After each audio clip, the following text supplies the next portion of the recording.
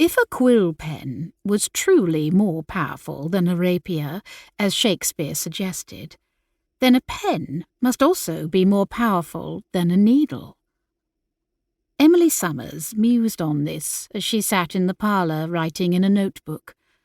Around her, her mother and sisters sewed together over tea and pleasant conversation. Even Viola, her recently married twin, had come over from Westmount with her needlework bag to join them. Only their oldest sister, Claire, was absent. Emily wasn't fond of sewing, and, except for one childish sampler completed years before, avoided the task.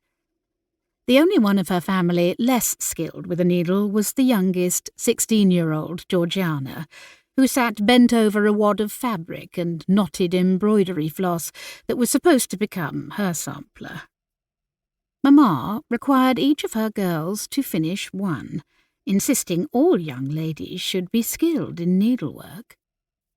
Glancing at Georgie's bird's nest of tangled thread, Emily doubted her mother's aspirations would come to fruition.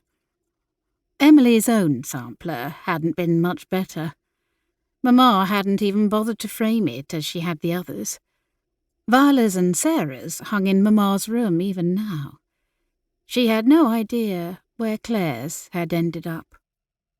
Despite the warm chatter around her and the warm tea inside her, Emily felt a cold knot of emptiness in her chest, an awareness that something or someone was missing, or more accurately, two someones.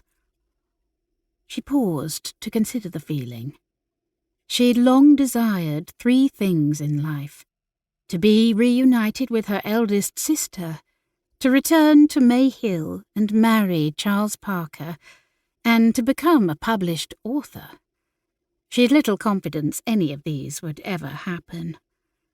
Claire was living in exile in Scotland after a failed elopement, and Charles, the neighbour Emily had always loved, had broken her heart by cutting ties with their family at that threat of scandal.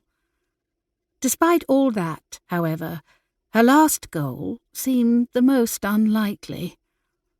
With a sigh, Emily scratched out a few more lines in the novel she was attempting to write. It felt as tangled and patternless as Georgiana's sampler.